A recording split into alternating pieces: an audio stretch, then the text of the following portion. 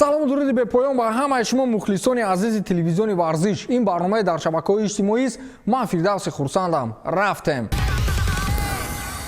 голи Роналду ба қавле талхаи ҳамаро кафонд. Мегӯянд ки Роналду то чанд сония дар осмон муаллақ интизори тӯб мешавад. Инро ӯ исбот кард ва бинед ки чӣ хел Роналду тӯбро дар осмон интизор мешавад. Дар ҳоли дар осмон будани ӯ ҳимоятгар чанд ҳаракат мекунад, аммо Роналду не, ӯ интизор аст. Ҳамин тавр голи ғалабаоварро мезанад ва дастаи Юве дастаи Самдорияро бо ҳисоби 2-1 шикаст медиҳад.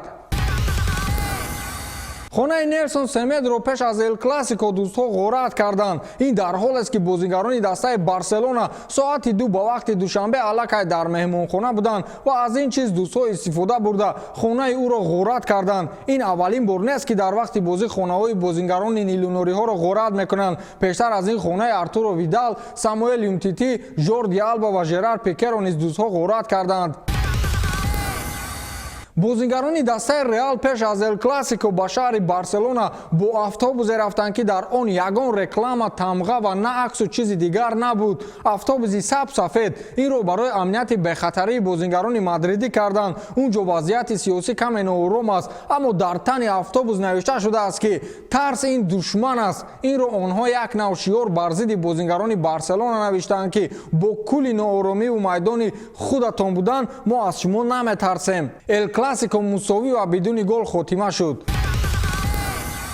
Лионел Месси баъд аз Эл Класико ҳамлагари Реал Мадрид Эден Азарро бо Криштиану Роналду муқоиса кард. Ин дар ҳолест ки Эден Азарро ҷойгузини Роналду дар Реал медонанд. Месси гуфт ки Эден Азар футболбози сатҳи олӣ аст, аммо миёни ӯву Роналду тафовути бузург аст. Ба сатҳи Роналду расидан кори саҳл нест. Азар низ дар навбати худ бозигари беҳамтост, гуфтааст Лионел Месси. дӯстони азиз, акнун мегузарем ба Арсенали собиқ. Дар хусуси Арсенали феълӣ албатта чизе гуфтан ҳам ҳайф аст. Ҳама чиз мушкил асту тим дар гирдоби шармандагист. Собиқ бозигари Арсенал Андре Аршавини маҳбуб барои халқи паҳновари Рус ниятҳои муттаҳидкунии чемпионатҳои футболии собиқ кишварҳои шӯравиро дар миён гузоштааст. роҳандозии чунин иқдомро Аршавин ба хотири пулкоркунии бештари бошгоҳҳо, рушди футболи минтақа ва чандин омилҳои мусбии дигар иброз намудааст. барои он ки дар Аврупо рақобатпазир бошӣ, бояд ҳарифони мӯътадил ва пурқувват дошта бошӣ. Дар чунин ҳол бозигарон сифатҳои беҳтарини худро нишон медиҳанд. Айни ҳол ҳамроҳкунии мусобиқотҳои Русия ва Украина ғайриимкон аст, вале метавон аз якҷоякунии чемпионатҳои Россия, Беларусия ва Озарбойҷону Казокистон ҳарф зад. Ин буд андешаи инфиродии Аршавин дар хусуси барқароркунии шӯравӣ аз нигоҳи футбол.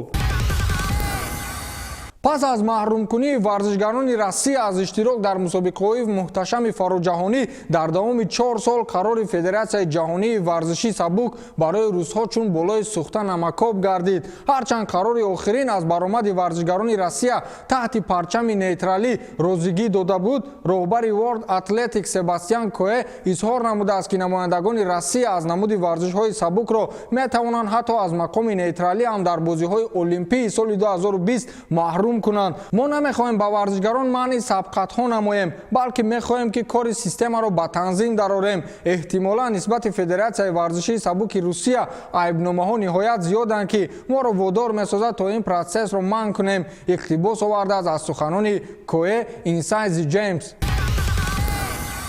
аз ҷанҷолҳои лафзӣ мегузарем ба ҷанг. мо албатта худ ҷанг ё муҳориба намекунем, балки дар хусуси пуринтизортарин рақобати муҳорибаҳои омехта хоҳем гуфт ва ин ҳам рақобати уқоби доғистонӣ бо Фергюсони бадҳайбат. модоме ки ҳамагон дар хусуси мартабаи ин рақобат мегӯянд, Александр Шлеменко, размгари рус оид ба муҳорибаҳои омехта, дар хусуси натиҷаи бархурди Нурмуҳаммадов бо Фергюсон чунин гуфтааст: фаворит ин ҷо Ҳабиб хоҳад буд. ин рақобат бо усули назорат дар партер ва мушзаниҳо аз ҷониби Ҳабиб эҳтимолан 5 раунд идома хоҳад кард. тони размгари ниҳоят мустаҳкам аст ки то ба охир мубориза мебарад. ӯ аз пушт бо оринҷҳо кор хоҳад кард, аммо рақобати Ҳабиб дар сатҳи хуб аст. ин рақобат барояш муваффақият меорад. иқтибос оварда сомонаи чемпионат аз суханони Шлеменкои 35-сола.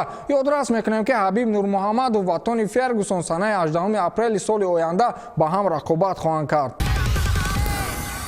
акнун фурсате фаро расид ки аз танишҳои лафзии ҷинси муқобил ё худ ба қавле аз ҷанҷолҳои занакии варзиши рақси рӯи ях расонае кунем. Этери Тутберидзе бар муқобили Татьяна Тарасова ин ду нафар аз чеҳраҳои шинохтаи нави варзиши рақси рӯи ях шинохта мешаванд ки дар масири солиёни дароз чандин қаҳрамонҳои олимпиро бузург карданд. Вале ин навбат дастонҳои рақси рӯи яхи русӣ баҳри Алина Загитова ба майдони баҳс омаданд. Танишҳои лафзии Тарасова бо Тутберидзеро расонаҳо дузахи сол дар варзиши рақси рӯи яхи Россия номиданд. Ҳама чиз аз чӣ сар шуд? Аз танаффус дар маснади варзишии Алина Загитова ки асоситарин ивенти варзишии зимистон шуд ва албатта дар ин маврид ҳамагон гуфтанд. Бахусус Евгений Плюшенко ба Татьяна Тарасова. Татьяна Тарасова аз рафтани қаҳрамони олимпӣ ё худ Алина Загитова ба назди мураббии собиқаш Тутберидзе хафа шудааст ва дар нутқи хеш Загитоваро ба Туктамишева ва Медведева муқобил гузошт. Бароям афсӯс аст ки бо се барномаи иҷро шуда давомнокии ҳаёти қаҳрамони олимпиро чен карда шавад. ӯ то ҳол хурд аст ва дурӯғ гуфтанро ёд нагирифтааст. мо дар бораи он чизе ки шунидем фаҳмидем. мо барояш ҳаёти хушбахтона хоҳонем, гуфтааст Тарасова. вале бо вуҷуди кулли ин ҷанҷолҳо дар мавриди ивазкунии мураббӣ аз ҷониби қаҳрамони олимпии Пхёнчхан 2018 ин ҳолати баҳсбарангез ба фазои инфиродии варзишгарон таъсиргузор хоҳад шуд. ба ҳамин тамом то дидори навбатӣ хайр.